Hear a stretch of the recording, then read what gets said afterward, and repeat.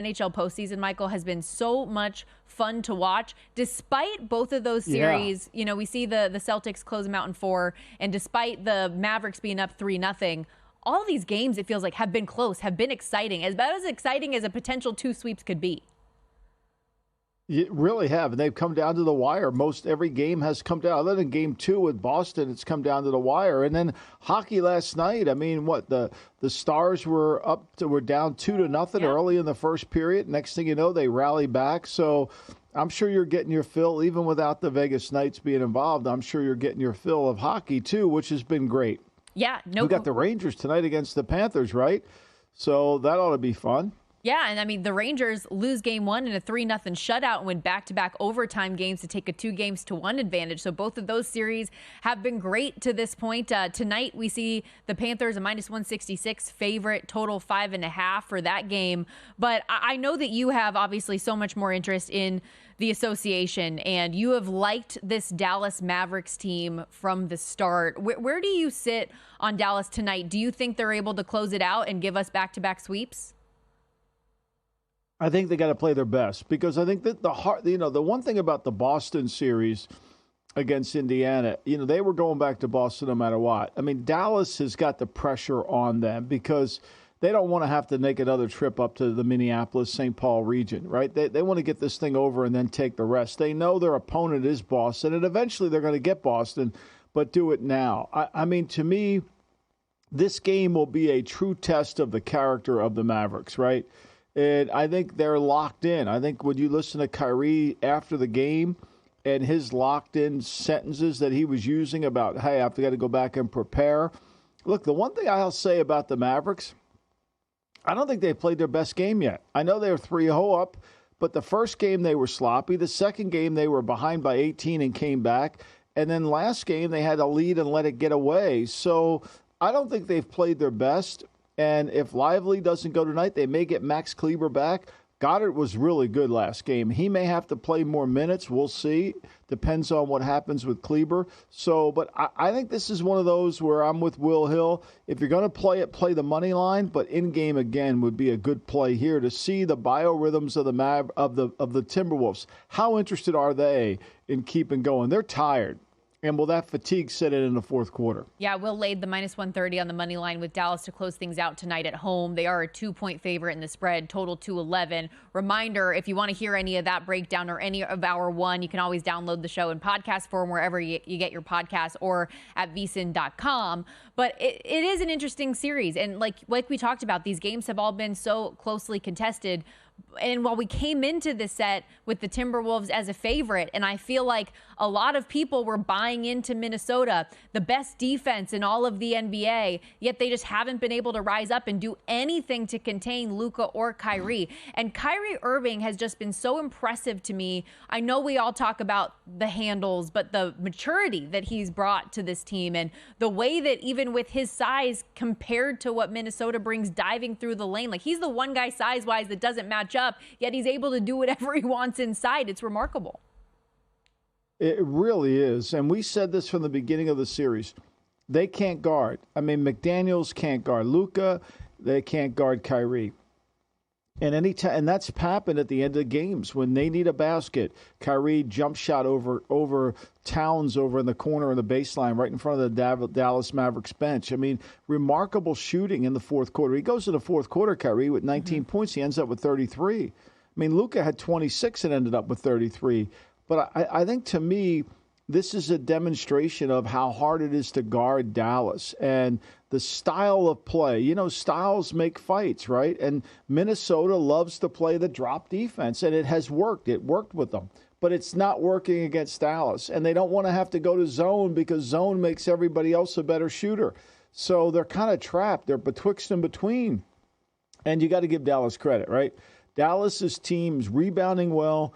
You know, remember early in the Thunder series, remember they put them on the line to shoot free throws, and they've improved their free throw shooting over the course of the last 2 weeks. So I like this Dallas team. I like the way they play. It'll be a challenge for Boston's not going to walk into Dallas and just, be able to dominate the game. I think it's going to be a challenge.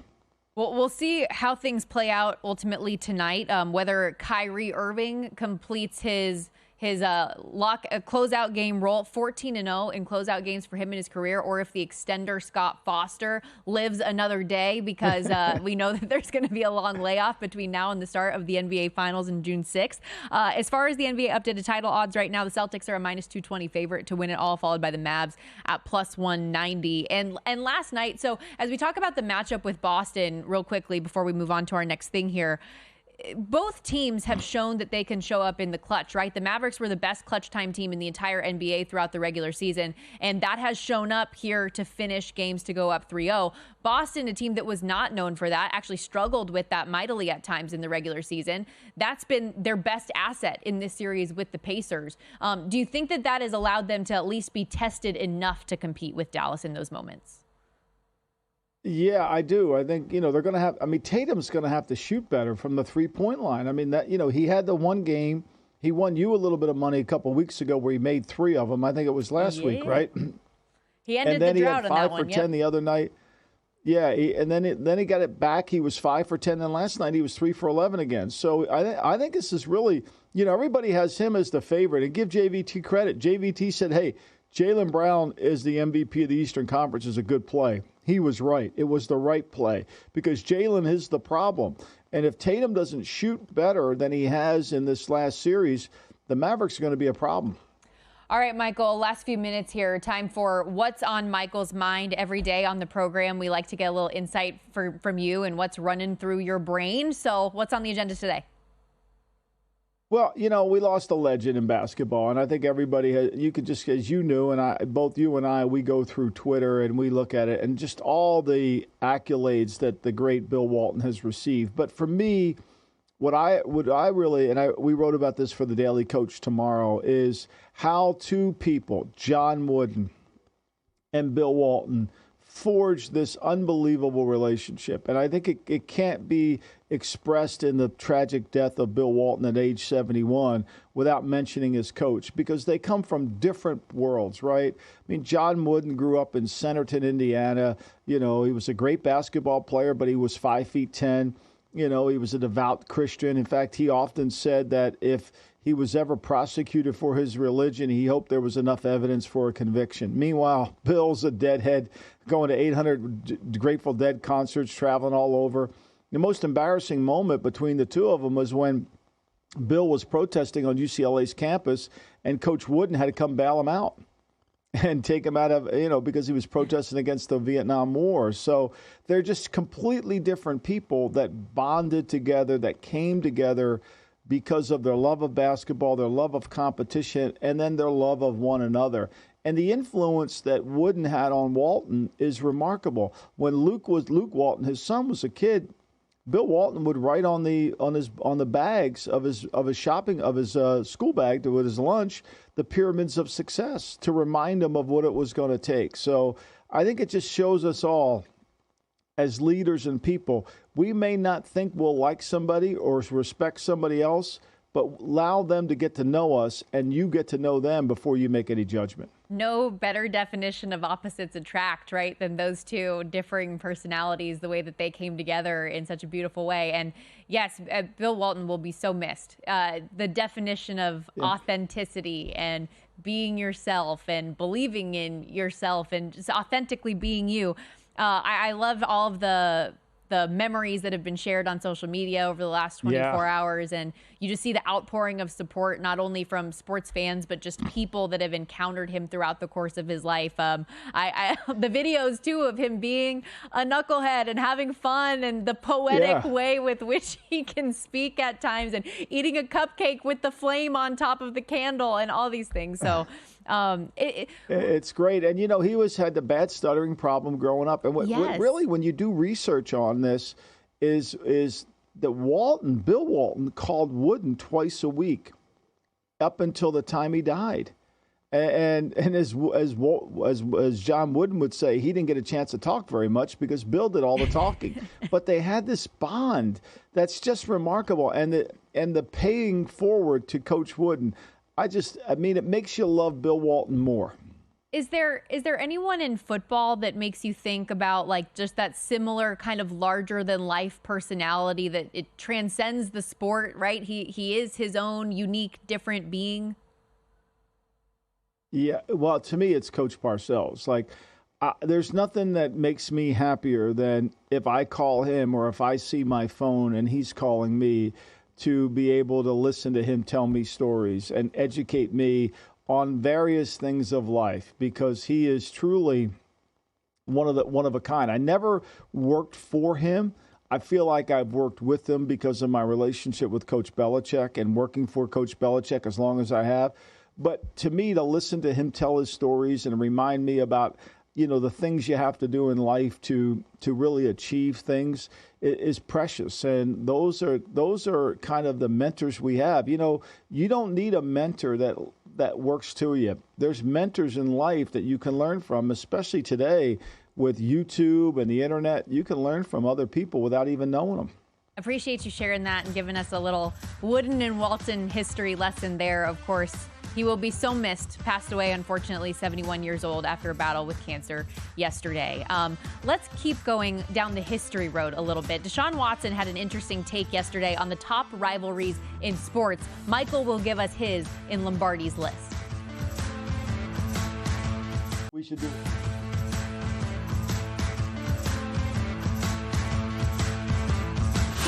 This is the Lombardi Line with former NFL executive Michael Lombardi. Now here is your host, Stormy Bonatoni, on VSiN, the sports betting network.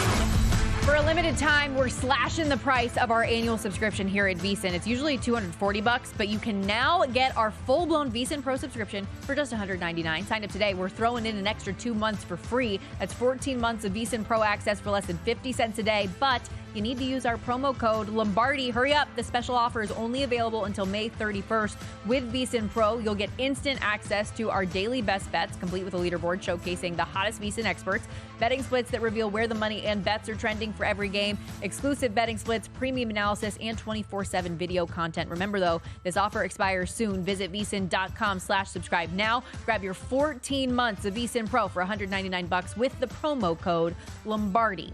Welcome back into the Lombardi Line alongside Michael Lombardi, Stormy Bonatoni with you. And Deshaun Watson made some headlines over the last 24 hours, Michael, talking about what he considers to be one of the top rivalries in sports, Cleveland-Pittsburgh in the NFL, which I got to say, I did find that a little bit unique. He said, quote, Cleveland-Pittsburgh for sure. It's not Baltimore. Baltimore's up there, but it ain't as real as Pittsburgh, which I did find interesting because as far as the division rivalries go to begin with, isn't it Baltimore and Cleveland because of the relocation situation and like everybody in Cleveland hates them? Isn't that a big part of it? I don't know. You tell me.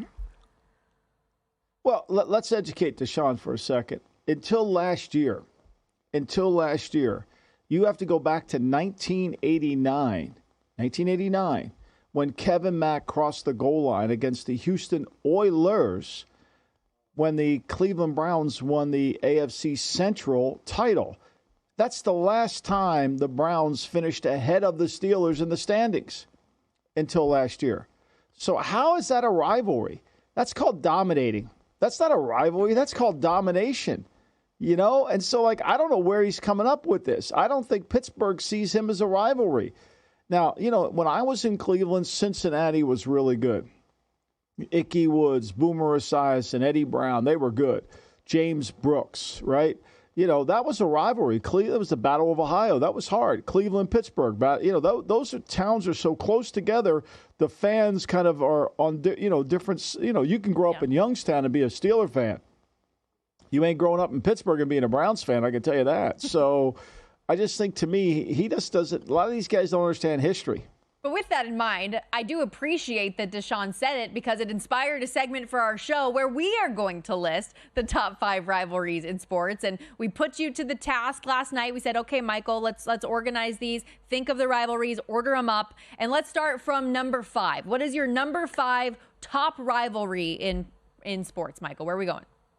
Well, I often say this whenever I give speeches about the importance of teamwork and the importance that everybody thinks the name on the back is more important than the name on the front. And nothing speaks louder to this than Ohio State-Michigan football. Because in the year 2060, which is a long way from now, that game will be sold out, and the kids who are going to participate in that game aren't even born yet. That just tells you the magnitude of the game. Ohio State is called the game, right? And it's played there. The two Big Ten powers that have been two Big Ten powers, their seasons are measured based on beating one another. I mean, Ryan Day is on the hot seat, not because he hasn't won at Ohio State, because he hasn't beaten Michigan in the last 3 years. That's a rivalry. Yeah, more often than not, when the game's played, it's with the Big Ten title on the line, too, in that final game of the regular season. You love it when everybody from the Ohio State side crosses out the M's on all of the signs around, and you have everybody from Ohio State calling Michigan that team up north. It's great fun, and it's been consistent. And you're sticking with the theme of college football for number 4. You put the Iron Bowl with Auburn and Alabama there. Well, I think you have to be in the South, right? I think the one thing about when you spend time in the South, and not that I grew up in the South, but I have spent some time there, would go to the Blue-Gray game, which is in Montgomery, Alabama. And you realize when you're in the state of Alabama, there's a declaration. You are either an Auburn fan or an Alabama fan. And I think no matter how good teams are in terms of football, Alabama's been dominating, but they've gotten beat by Auburn even when Auburn wasn't great. Auburn's won national championships in Alabama. I just think it's a tremendous rivalry, and it's not just a Southern rivalry now because of the explosion of kids wanting to go to Auburn, kids wanting to go to Alabama from the Northeast.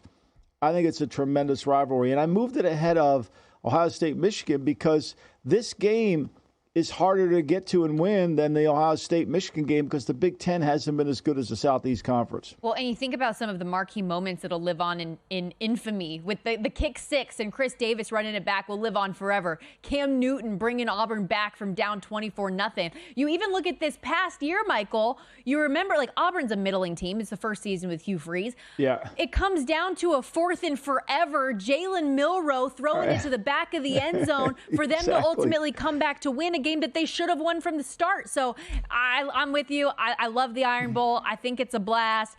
And I'm surprised that this next one wasn't a little bit higher, to be honest with you, because it's like when I think rivalry and I think college sports, I think Duke, North Carolina, and you have them at 3.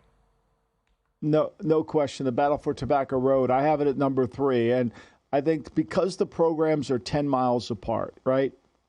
And because the programs produce so many great players, and because the programs have unbelievable academic standards. You know, people talk about Duke being a difficult school to get into. Try get into North Carolina if you're an out-of-state kid. You know, now they get some athletes in there, but try to get into either one of these schools if you don't have an incredible GPA and a high test score. And this basketball on the court, you know, we've seen it. It's just great. And to watch the Krzyzewskiville just explode where those kids are staying outside in tents just to get in to see the game.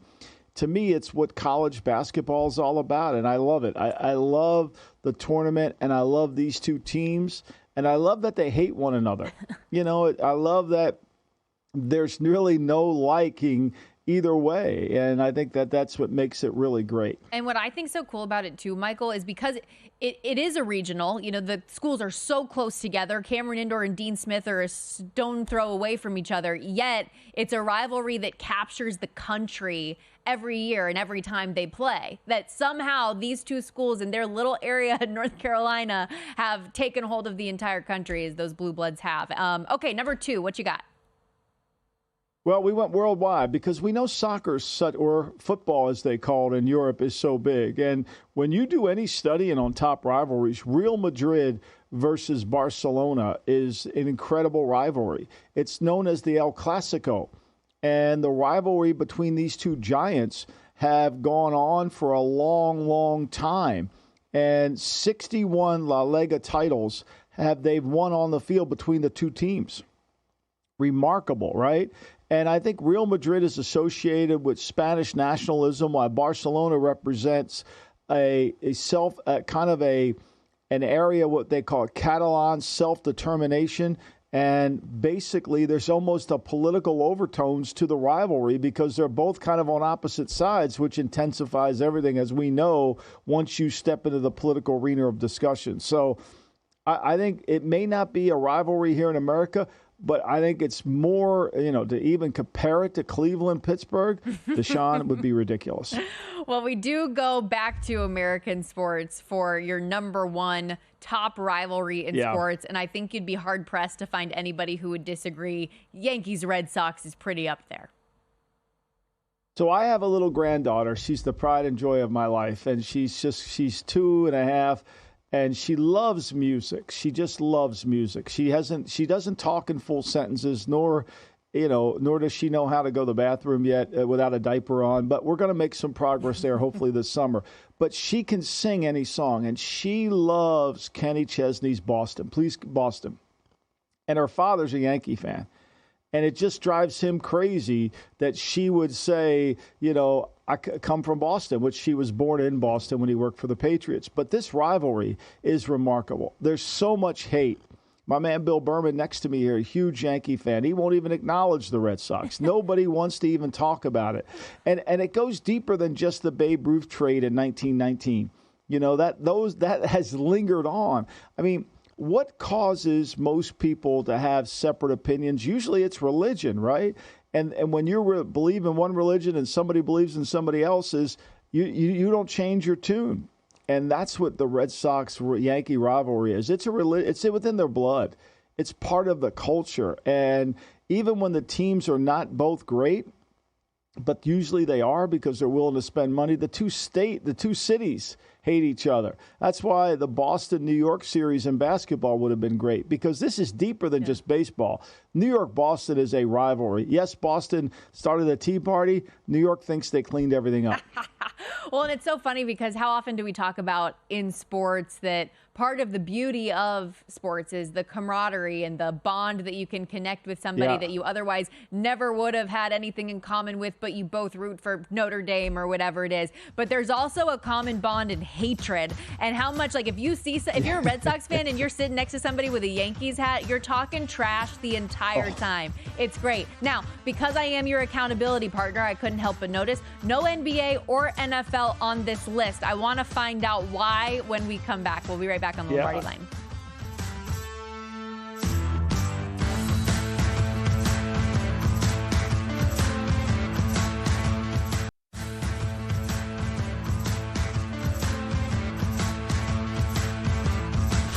This is the Lombardi Line with former NFL executive Michael Lombardi. Now here is your host, Stormy Bonatoni, on VSiN, the sports betting network. If you like watching and listening to VSiN Live, you're going to love all of the great betting tools and content at VSiN.com as well. We have best bets from our show hosts and guests each and every day, betting splits, pro tips, and trends. And right now on the homepage, VSiN Steve Makinen's got NBA top plays, power ratings, and trends to know ahead of tonight's Game 4 in the Western Conference Finals. And our resident NHL expert, Johnny Lazarus, with how to approach Panthers-Rangers in the NHL's Eastern Conference Final coming up tonight. Don't miss out. Head to VSiN.com today. And before the break, we were breaking down Michael's top 5 rivalries in sports. To recap, number 1, Yankees-Red Sox, followed by Real Madrid and FC Barcelona, Duke, North Carolina, the Iron Bowl with Auburn and Alabama, and the game, Ohio State and Michigan. But because I am your accountability partner, I could not help but notice, Michael, no NBA and no NFL on this list. And I'm sure, especially considering the Boston Celtics just won the East yesterday, Celtics, Lakers, how is that not on this list? But no NBA, no NFL. Why? Well, because I think that the rivalries changed so much. So when I was growing up, Washington-Dallas was a rivalry. The Giants-Dallas was a rivalry. The Giants-Washington was a rivalry, right? The Raiders and the Chiefs were the Raiders and the Broncos, right? Chicago-Green Bay. Those rivalries, but they changed in the NFL. And because of the team's quality of play, like I mentioned in the last block, you can't count Cleveland and Pittsburgh as a rivalry when it's been since 1989, when the Browns have finished ahead of the Steelers in the standings. How is that a rivalry? That's what you call a beating. So I think there's so much flux. The Lakers and the Sixers, what a great rivalry. Not so much anymore, right? I mean, it'll still draw people, but this generation doesn't remember how great Dr. J was, or Moses. You bring up Moses Malone to this generation, people think, are you kidding me? He was probably just an average player. I mean, watch him and you think he's average. But I think that's what happens. And so, we're in a time capsule, and because the teams don't stay great, it's like we talked about with Dallas. I mean, nobody knows how great Dallas was in the 70s and the 80s and how they dominated the landscape of the league, and they were on TV, and the Tom Landry and the coat and hat. And now they just see it as almost a joke. Stephen A's laughing about them whenever they lose. Do you think that, and maybe this is like a big picture question for another day, but do you think that the reason why rivalries are more prevalent and established in college sports is because of the combination of alumni and pageantry and all of that from a connection standpoint? Yep. But also, I wonder if NIL changes any of that a little bit, because you have so much of it was recruiting based and, legacy based. Does NIL change any of those rivalries potentially in the future? No, as long as you wear your colors. I think if the players can change, but the uniforms aren't going to change. Your love of the school will never change because a player leaves. You don't, you root for the Eagles and Fletcher Cox retires. You don't stop rooting for the Eagles. It's the same thing in college sports. If you're a graduate of the University of Mississippi, you're going to stay, you're going to root for Mississippi. You're going to root for Ole Miss. Even if Lane Kiffin gets fired or somebody new player comes in, it's part of your legacy. And because it's part of your legacy, you can't look, if there's ever been a case study for giving up on something, I would volunteer myself to give up the 76ers. I couldn't wait to do it. I would love to do it. It would make me so happy to do it, but I can't. It drives me crazy. I want to root for, now I'm rooting for Dallas, but I want to be involved with another team, and I can't do it. It keep bringing me back in. I feel like Al Pacino. So that's just part of who you are. It's in your DNA. I always laugh at people say, well, I used to be a Browns fan, but I gave up on them. How? That's the greatness of Cub fans. I mean, how long have you rooted for the Cubs when they didn't win a World Series and finally they won one? It was, oh my God, our moment's going to come. It's funny when you go to Italy and see the town of Siena. They have the horse races 4th of July and then in August. And so part of this is the contrada, they call it. It's each neighborhood has a different horse with colors. And it's great pride in it. And one guy, we had a driver, and he was telling us about his father. And his father was old and sickly, and the neighborhood hadn't won a contrada in his whole lifetime.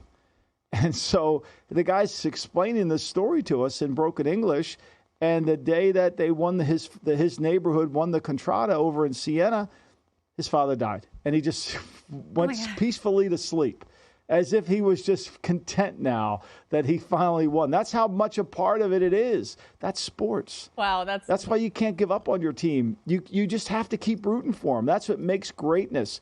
But it doesn't make great rivalries all the time because the teams get less. Yeah, you got to hold out. And it's a great point made by you, especially when it comes to the NFL, because the rivalries do change. You look at the Bears and Packers are one that stand out to me, two of the oldest franchises in the entire league. But there have been jokes over the last however many years that Aaron Rodgers is the Bears owner because of how much Green Bay has beat the Bears in the past. And for me personally, I like to think that Chiefs 49ers is becoming one of those interconference rivalries between the AFC and NFC, but the Chiefs keep on winning it. So maybe it's not, and so it's an interesting point, which leads me to the whole reason that we started this conversation is because of Deshaun Watson's comments and him saying that Browns Steelers he thinks is one of the top rivalries in sports. I don't think it's a top 5 NFL rivalry, let alone a top rivalry period, but neither here nor there. We started an exercise earlier in the show talking about middling teams. Are they glass half full or glass half empty? All these teams in the NFL with season win totals 8.5. Well,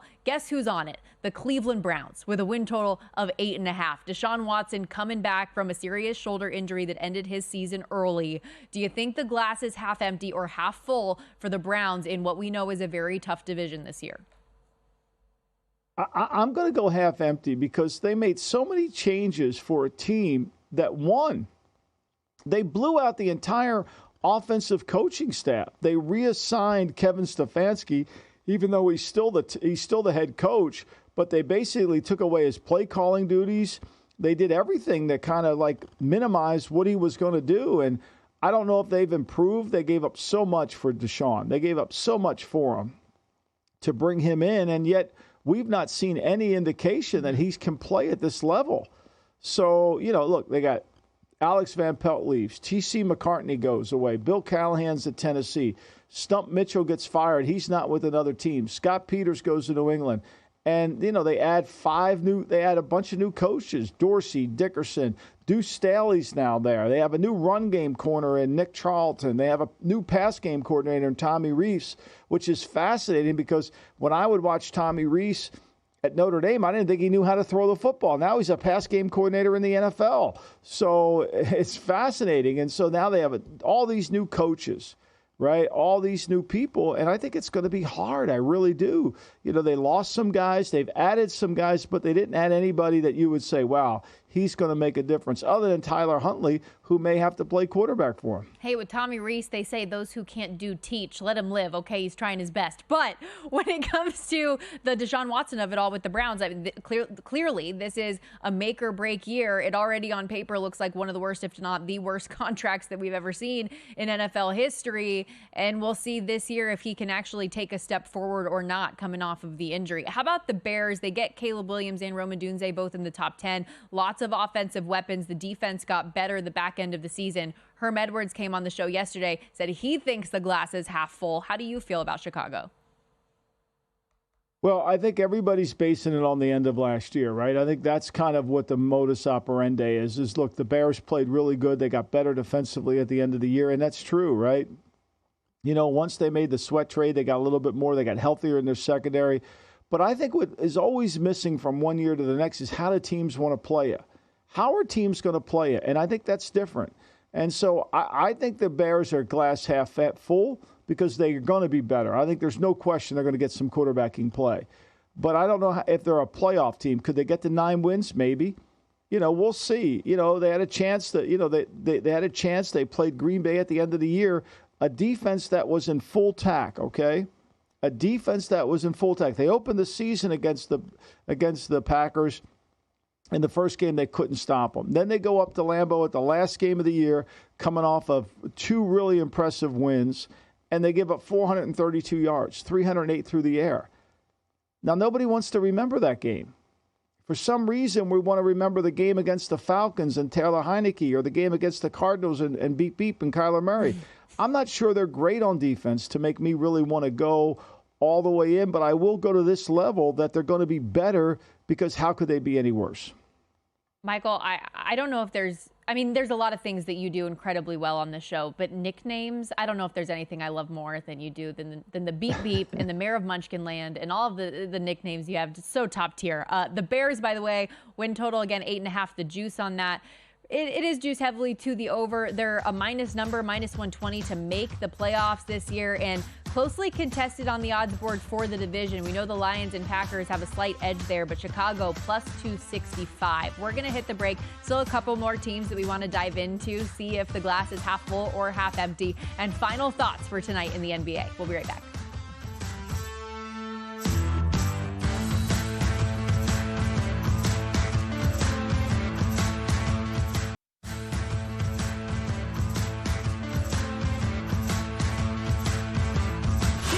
This is the Lombardi Line with former NFL executive Michael Lombardi. Now here is your host, Stormy Buonantony, on VSiN, the Sports Betting Network. We're so close to crowning an NBA champ, and with the action heating up on the court, it's even hotter with DraftKings Sportsbook, an official sports betting partner of the NBA. New to DraftKings, listen up, new customers get a no-sweat bet up to $1,500. Just deposit at least $5 and you'll get a bonus bet back equal to your first bet if it doesn't hit. Download the DraftKings Sportsbook app now and use the code VSiN. That's VSIN. The crown is yours. Speaking of the NBA postseason, critical potential closeout game 4 coming up tonight in Dallas. The Mavericks are a 2-point favorite against the Timberwolves. Total sitting around 211 where things sit right now, but we've seen that teeter back and forth, 210, 2.5, 211.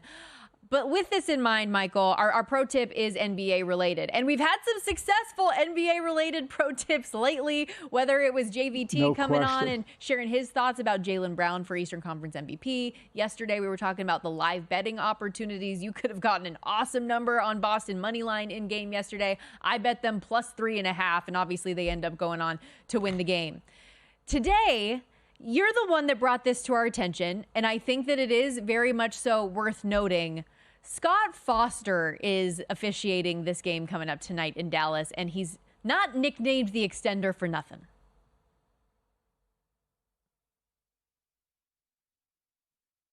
Michael, you there? I got you. I lost you for a second there. Yeah. I mean, and the Extender, is for a reason. And I think that's the biggest concern we have is you got to watch this game in betting a little bit here.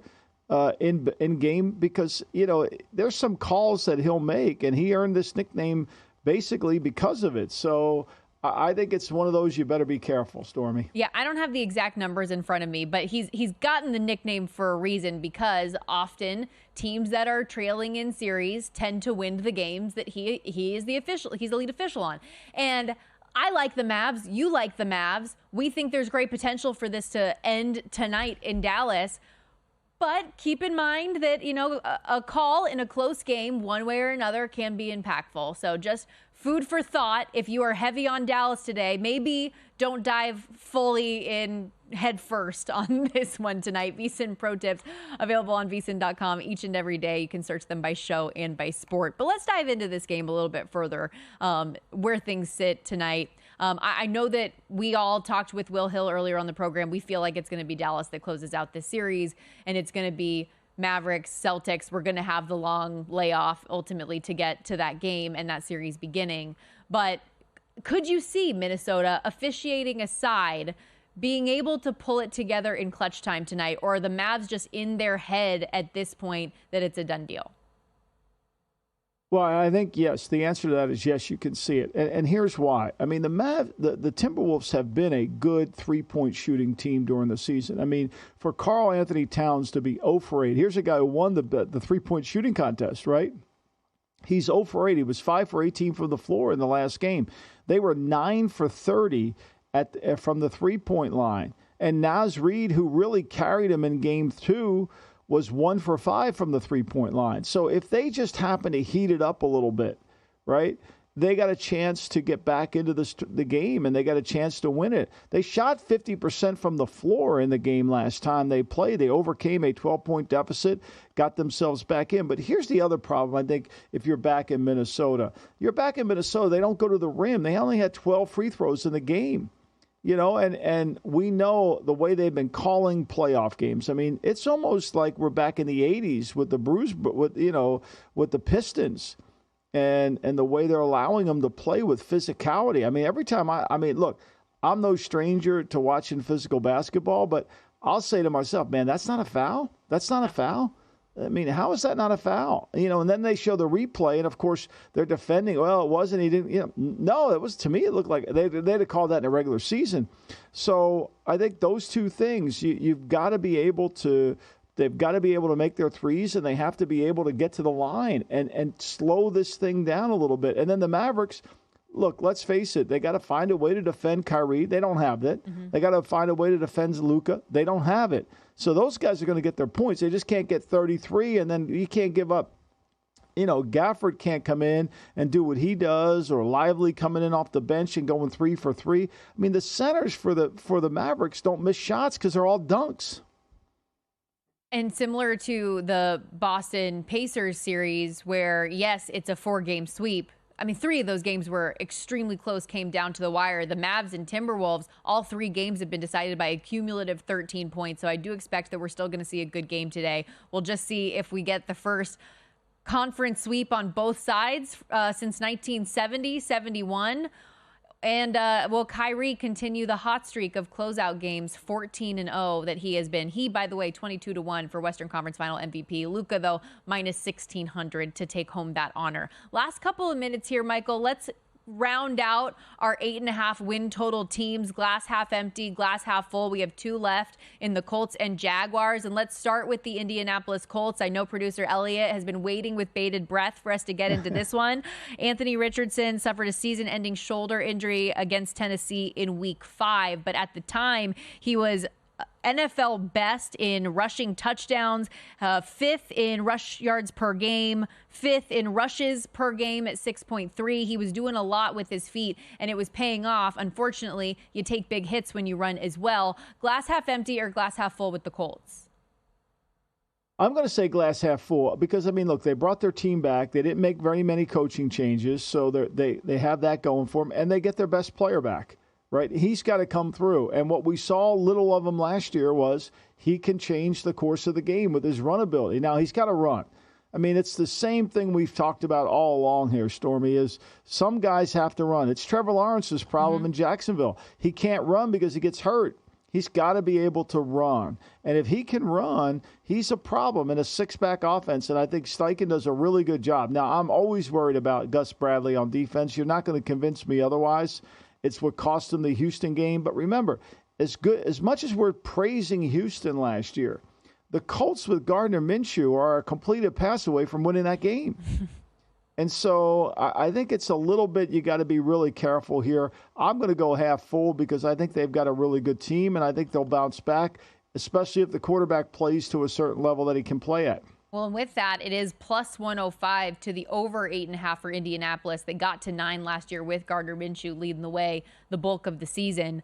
The Jacksonville Jaguars, very interesting season for them last year. They started the year 8-3 in prime position, it seemed like, to be a contender in the AFC, and things fell apart badly for them the back end of the year. Trevor Lawrence, to your point, had a variety of injury issues that he was fighting through this season. Win total 8.5. They're minus 110 each way. Glass half empty, glass half full in a critical year for Trevor Lawrence and Doug Peterson. You know, I'm not buying the Jags. I'm really not. I'm not buying that they're going to make the quarterback better. I'm not buying that they're going to be able to play good enough on defense. Ryan Nielsen comes in and takes over from Mike Caldwell. I'm just not sure they're good enough in the secondary, you know, to handle it. And I'm waiting for Lawrence to show the ability to be that generational talent that I thought he was capable of being. I mean, I feel like I've misjudged this because he hasn't thrown the ball down the field with any consistency. The best season he had was 2 years ago when he averaged 7.1 yards per attempt down the field. That's not good enough. That's not good enough. And it's really a big year for Jacksonville. They're going to have to be able to play really good defense. They're going to have to be able to handle the situations. Excuse me, Stormy. But I don't know if they can. I mean, Peterson makes a lot of coaching errors. I'm not sure that the staff is in sync. And I think, to me, is the offensive line good enough? And especially if Lawrence doesn't run, I worry about that. With Lawrence and the amount of turnovers he had last year, you think the combination of lost fumbles and interceptions, is that something that sticks with you? Like, is that something that can get in your head from one year to the next, or are you able to compartmentalize and disassociate from it? No, I think he's got to have some sense of confidence, right? I think it sticks in your head, and his inability to make clutch plays. I mean, we talk about this all the time. You got to get into the huddle, and you got to be able to say, okay, here's where we are. This is what we need to do. And I don't know if he does that. And is there that sense of confidence that follows him? And I think that's big. That's a big thing. He can do it, certainly. He's capable, but his technique and nothing stays consistent when he does do it. A massive shift in perception of the Jaguars from this time last season to now, where they were an odds-on favorite in the division, odds-on number to make the postseason and all of this. Now win total set at 8.5, plus 130 to make the playoffs, plus 275 in the division because of the Houston Texans and what they were able to put together last year. Fun show today. That's a wrap for us. I will say, Michael, I know I've told you before, but apparently you forgot. If you think you're going to sneeze, think about a cow juggling pineapples. I'm telling you, it eliminates the sensation. Well, we'll get you a Post-it note. We'll stick it up on the top corner of your computer. That's a wrap for us. Enjoy your day. Good luck with your bets in the Western Conference Finals. Sharp Money and Patrick Maher coming up next on VSiN. And as always, keep it locked on DraftKings Network.